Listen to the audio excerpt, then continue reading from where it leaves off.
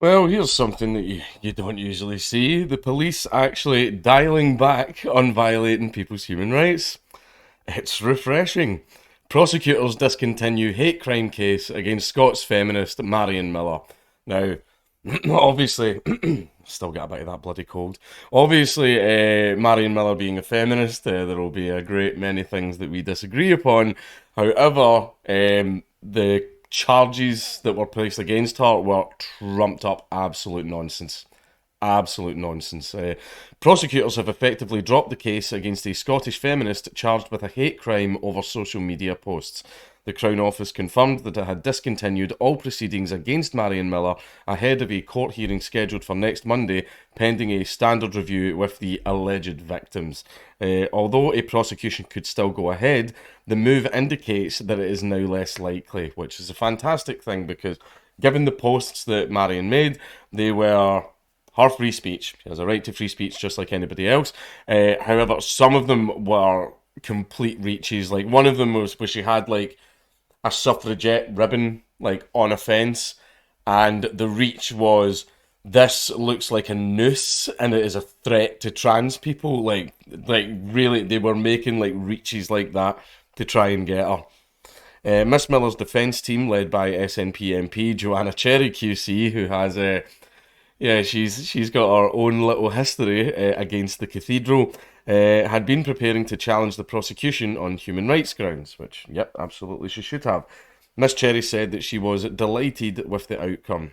Miss Millar, a 50-year-old accountant, I think it's meant to be accountant, from Airdrie, had been accused of posting homophobic and transphobic material on social media. A supporter of sex-based rights for women who opposes transgender self-identification, that also known as the TERF. Miss Millar is seen by her critics as a trans-exclusionary radical feminist, or TERF, and that she is right. She is. So, like I said, there's yeah. But however, she has allowed her own opinions. That is her freedom of speech. I mean, if people want to debate against her and challenge her viewpoints and stuff like that, that's absolutely fine. That's something that they can do. As for getting her arrested over it, violation of human rights. She was alleged to have behaved in a threatening or abusive manner between October 2020 and June 2021 within the Glasgow area and Rutherglen, South Lanarkshire. Prosecutors claimed she repeatedly posted content on social media that was of a homophobic and transphobic nature, neither of which should be crimes. Now, I don't like people going around and just like straight up saying like horrible things to gay people or trans people, right? But one thing that these people seem to not understand is that supporting a person's right to say things is not the same as agreeing with what they say. It is not the same thing. However, I think they know that, but they try and ignore that. Otherwise, they're not able to scream as loudly. There's Joanna Cherry. I better follow her on Twitter, actually. The original complaint against her alleged she directed threatening or abusive behaviour at three people, including a police officer, via social media between October and June, contrary to Section 38 of the Criminal Justice and Licensing Scotland Act 2010. The complaint said the conduct was aggravated by prejudice relating to sexual orientation and transgender identity. Okay, then, even if that was actually the case, it is her right to say these things. If trans people or gay people don't like it, well, you know where the block button is.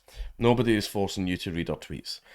Miss Millar made no plea at an initial bail hearing in August, and a further hearing set for October the 4th was rescheduled for November the 1st, to allow her lawyers time to work on her case.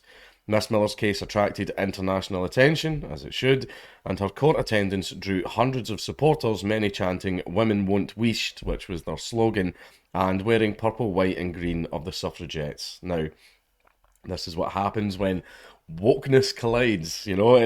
It is an Ouroboros. It will eventually devour itself, and that was the case that we saw here. Feminists, the feminist lobby versus the trans lobby, and you seen all the wokies kind of like, oh, and like they had no idea what to do. Who do you side with? Who do you side with in that situation? You don't side with anyone. You just let people fucking speak. David Mackay of Levy and McRae, solicitor for Miss Millar, said, "My client is very pleased to have received confirmation that the case against her has been discontinued by the Crown." I mean, it must be nice. Must be nice. They didn't discontinue the case against me, but it seems with me they have learned the lesson that they should not go after people for saying things. I think that's very good, and that gives me a lot of hope. Because one thing that definitely was the outcome of my case is the Scottish police, the Scottish courts, the entire Scottish justice system, especially the Scottish Crown Prosecution Office, was made an absolute utter laughing stock, an absolute laughing stock. And Scotland fell down a few places in the Freedom Index as well because of that. So, yep, I like this idea that basically because so many people are coming out against these authoritarian institutions, that they are realizing, yeah, we should probably stop all this because the public are absolutely not on our fucking side. Which is fair, good, hold them accountable. She had intended to defend the charge against her vigorously had it proceeded to trial, and this decision brings a very stressful period to an end. Yeah, for like the first quarter of my trial, I was very stressed. I think I aged about like 4 years just in those 6 months. But when it comes to an end, it's fine. Like I'll admit, like when I got fined £800, I walked out, and a huge part of me was just like, oh, thank fuck this fucking circus kangaroo court bullshit's fucking over. Although we're still waiting on the appeal from fucking EU because COVID.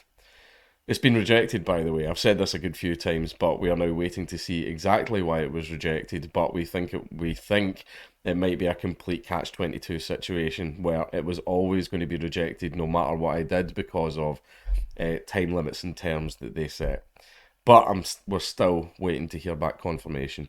She has asked me to thank her legal team of Joanna Cherry QC, Paul Harvey, and Levy and McRae. Most of all, she would like to thank everyone who has supported her throughout this case, including her family and friends, those who turned up at court, those who donated to her crowdfund, and the many thousands who wished her well online and in person.